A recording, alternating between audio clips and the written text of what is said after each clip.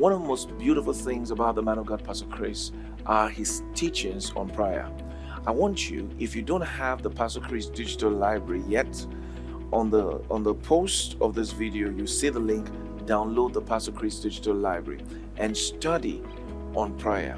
You know, the Christian life is a spiritual life, and prayer is such an important part of the Christian life. There are different kinds of prayers, and there are different rules for different kinds of prayers. As you study today's Rhapsody realities, you get to see the many benefits of prayer and how that prayer for you should be a lifestyle.